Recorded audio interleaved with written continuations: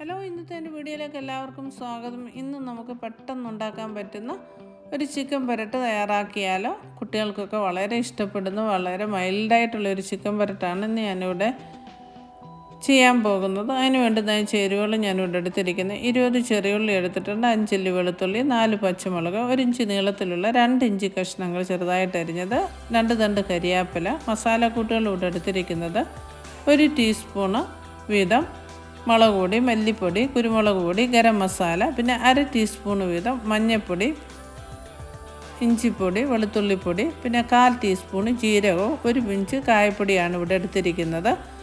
പിന്നെ ആവശ്യത്തിന് ഉപ്പ് എടുത്തിട്ടുണ്ട്.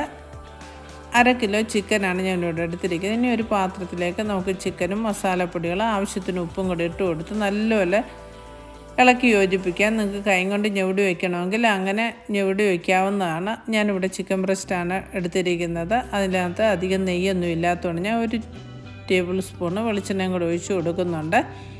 ഞാൻ അതുപോലെ തന്നെ ഇളം ചിക്കൻ ആയതുകൊണ്ട് വെള്ളമൊന്നും ചേർക്കുന്നില്ല. അത് നല്ലപോലെ ഇളക്കി യോജിപ്പിച്ചതിന് ശേഷം ഞാനതൊന്ന് വെള്ളമൊന്നും ചേർക്കാതെ ചെറിയ തീയിലിട്ടൊന്ന് അടച്ചു വയ്ക്കുന്നുണ്ട്.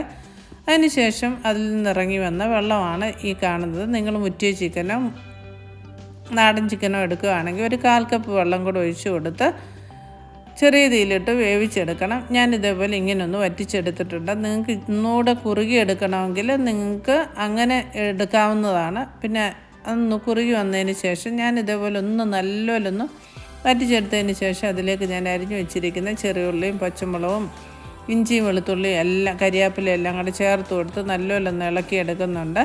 നിങ്ങൾക്ക് ആദ്യമേ ഇതെല്ലാം ഇട്ട് കൊടുക്കണമെങ്കിൽ എല്ലാം കൂടെ ഒരുമിച്ചിട്ട് കൊടുത്ത് ഇളക്കി വേവിച്ച് വറ്റിച്ചെടുക്കാവുന്നതാണ്. ചെറിയുള്ളിക്ക് വരെ നിങ്ങൾക്ക് ഒരു 3-4 സവാളയും കൂടെ ചേർക്കാം. ചെറിയുള്ളിക്ക് പകരമാണ് ചേർക്കേണ്ടത്. അതെല്ലാം ഇട്ട് കൊടുത്ത് അതൊന്ന് വറ്റി വന്നതിന് ശേഷം ഞാനതിലേക്ക് ഒരു 4 വശത്തോട്ടും ആ ചിക്കനൊന്ന് വാങ്ങി വെച്ചതിന് ശേഷം ആ പാത്രത്തിൽ തന്നെ 1 ടേബിൾ സ്പൂണ് വെളിച്ചെണ്ണയും കൂടെ ഒഴിച്ച് കൊടുത്ത് അതിലേക്ക് ഞാൻ ഒരു 1/4 ടീസ്പൂണ് മുളക് പൊടിയും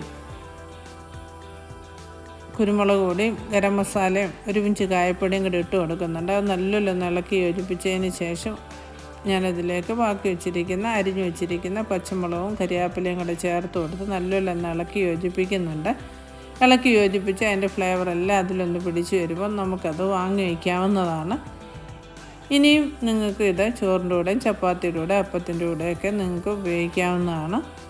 നിങ്ങളിത് ഉണ്ടാക്കി നോക്കിയതിന് ശേഷം നിങ്ങളുടെ അഭിപ്രായങ്ങൾ അറിയിക്കുക. Thank you for watching.